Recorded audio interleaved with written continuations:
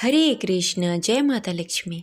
प्रिय श्रोतागण, आप सभी को धनतेरस की हार्दिक शुभकामनाएं। आप सभी पर भगवान धन्वंतरी और माता लक्ष्मी की कृपा सदा सर्वदा बनी रहे। आज सुनेंगे धनतेरस की पौराणिक कथा। तो प्रेम से बोलिए लक्ष्मी नारायण की जय।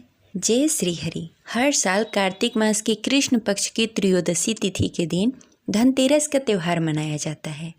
इस दिन भगवान धन्वंतरी, माता लक्ष्मी और कुबेर जी की पूजा आराधना की जाती है। भगवान धन्वंतरी को आयुर्वेद के देवता माना जाता है।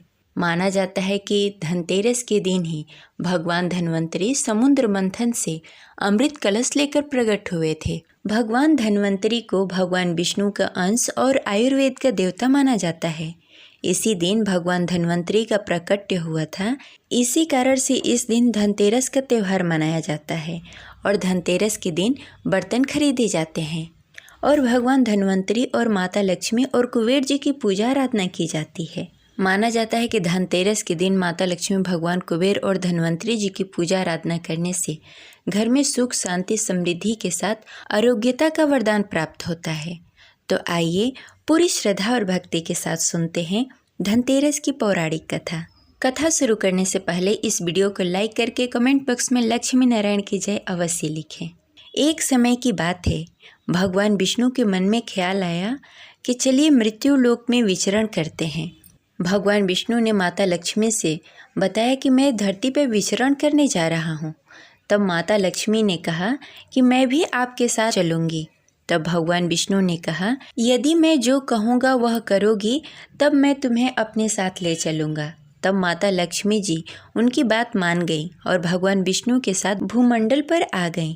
कुछ देर बाद एक जगह पर पहुंचकर भगवान विष्णु ने माता लक्ष्मी जी से कहा, जब तक मैं न आऊं तुम यहाँ ठहरो। मैं दक्षिण दिशा की ओर जा रहा हूँ, तुम उधर मत आना। माता लक्ष्मी ने भगवान विष्णु की बात मान ली।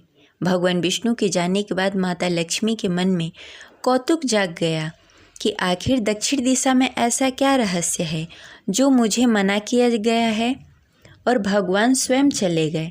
लक्ष्मी जी से रहा नहीं गया और जैसे ही भगवान आगे बढ़े, माता लक्ष्मी भी पीछे पीछे चल पड़ी। कुछ ही देर आगे जाने पर उन्हें सरसों का एक खेत दिखाई दिया जिसमें खूब फूल लगे थे।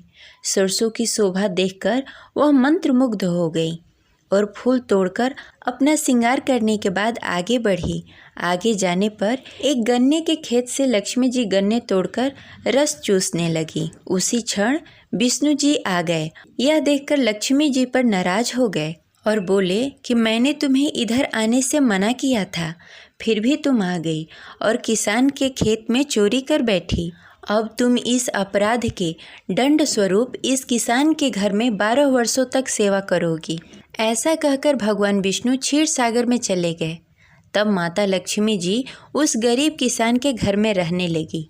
एक दिन लक्ष्मी जी ने उस किसान की पत्नी से कहा कि तुम स्नान कर पहले मेरी बनाई गई इस देवी लक्ष्मी पर पूजन करो, फिर रसोई बनाना, तब तुम जो मांगोगी वो मिलेगा। किसान की पत्नी ने ऐसा ही किया। पूजा के प्रभाव से माता लक्ष्मी की कृपा से किसान के घर में दूसरे दिन ही अन्न, धन, रत्न और स्वर्ण आदि से भर गया। लक्ष्मी जी ने किसान को धन्य धान्य से पूर्ण कर दिया। किसान के 12 वर्ष बड़े आनंद पूर्वक कट गए। फिर 12 वर्ष बाद लक्ष्मी जी जाने के लिए तैयार हुई। विष्णु जी लक्ष्मी जी को लेने आए तो किसान ने उन्हें भेजने से इनकार कर दिया। तब भगवान ने किसान से कहा, इन्हें कौन जाने देता है, यह तो चंचला है, कहीं नहीं ठहरती, इनको बड़े बड़े नहीं रोक सके। इनको मेरा श्राप था, इसलिए यह 12 वर्षों तक तुम्हारे यहाँ सेवा कर रही थी।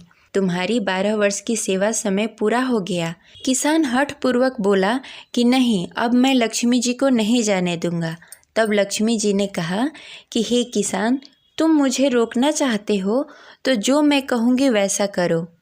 कल तेरस है, तुम अपने घर को लीप पोत कर स्वच्छ करना, रात्रि में घी का दीपक जलाना और संध्या के समय में मेरी पूजा करना और एक तांबे के कलश में रुपया भरकर मेरे लिए रखना।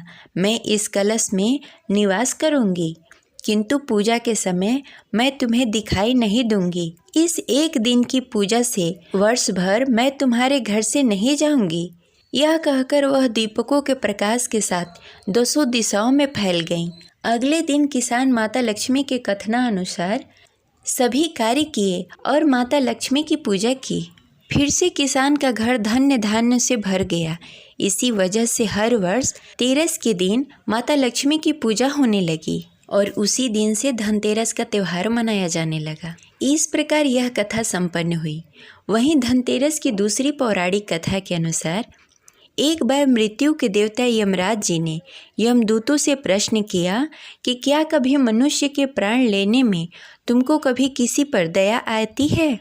यमदूत ने कहा कि नहीं महाराज, हम तो केवल आपके दिए हुए निर्देशों का पालन करते हैं।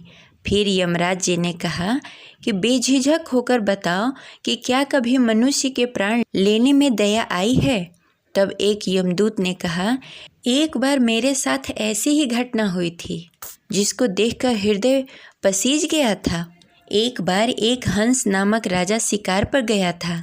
वह जंगल के रास्ते में भटक गया था और भटकते भटकते दूसरे राजा के सीमा पर चला गया। वहाँ एक हेमा नामक शासक था। उसने पड़ोस के राजा का आदर सत्कार किया।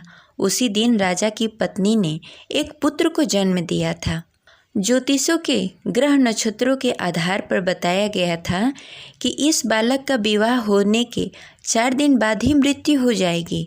तब राजा ने आदेश दिया कि इस बालक का यमुना तट पर एक गुफा में ब्रह्मचारी के रूप में रखा जाए और स्त्री की परछाई भी वहां पर नहीं जानी चाहिए। लेकिन विधि के विधान को कुछ और ही मंजूर था। संजोगवश राजा हंस की पुत्री यमुना तट पर चली गई और वहां राजा के पुत्र को देखकर दोनों ने गंधर्व विवाह कर लिया।